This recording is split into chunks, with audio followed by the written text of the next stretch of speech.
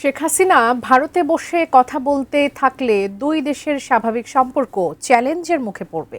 পররাষ্ট্র প্রতিমন্ত্রী শামা ওবায়েদ বলেছেন, এখন ভারতকেই সিদ্ধান্ত নিতে হবে। বাংলাদেশের অবস্থান স্পষ্ট, সমান মর্যাদা ও সমতার সম্পর্ক। দিল্লিতে foreign correspondent club of south এশিয়ার বুধবারের আয়োজনকে বাংলাদেশ দেখছে সার্বভৌমত্বের উপর আঘাতের চেষ্টা হিসেবে।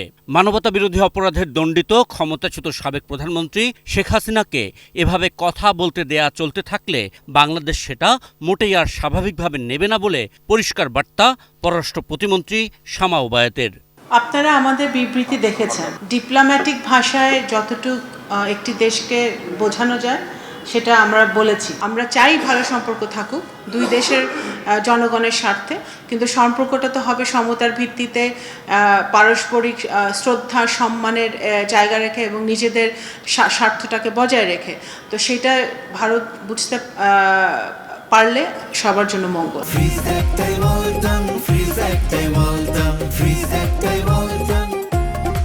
বৃহস্পতিবার নিজের দপ্তর থেকে বেরিয়ে যাওয়ার সময় পররাষ্ট্র প্রতিমন্ত্রী বলছেন, দুই দেশের সম্পর্ক বহুমাত্রিক। শেখ হাসিনা ইস্যুতে সব আটকে থাকবে না, কিন্তু ভারত শেখ হাসিনা এবং আওয়ামী লীগকে এভাবেই সেই দেশে বসে কথা বলার সুযোগ করে দিলে তা বাংলাদেশের জনগণ স্বাভাবিকভাবে নেবে না।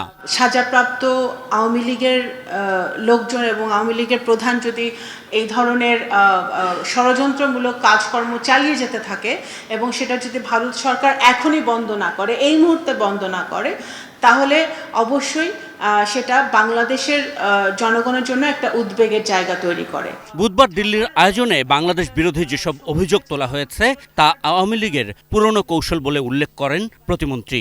এই জঙ্গিবাদের তত্ত্বটা আওয়ামী লীগের পুরনো নোংরা পলিটিক্স, এটাই তারা এখন বিদেশে মাটিতে বসে আবার নতুন করে করার চেষ্টা করছে। আন্তর্জাতিকভাবে, জাতীয়ভাবে সব আওয়ামী লীগের সময়ও মানুষ এটা বিশ্বাস করে নাই, আন্তর্জাতিকভাবেও সেটা কেউ বিশ্বাস করে নাই, এখনো এটা বিশ্বাসের তো প্রশ্নে ওঠে না। এদিকে সম্পর্কের এই পরিস্থিতিতেও প্রধানমন্ত্রী তারেক রহমান ব্রিক্স সম্মেলনে যাবেন কিনা এই প্রশ্নের উত্তরে প্রতিমন্ত্রী বলেন, বিমস্টেক সভাপতি হিসেবে তিনি ওই অনুষ্ঠানে যোগ দিতেও পারেন।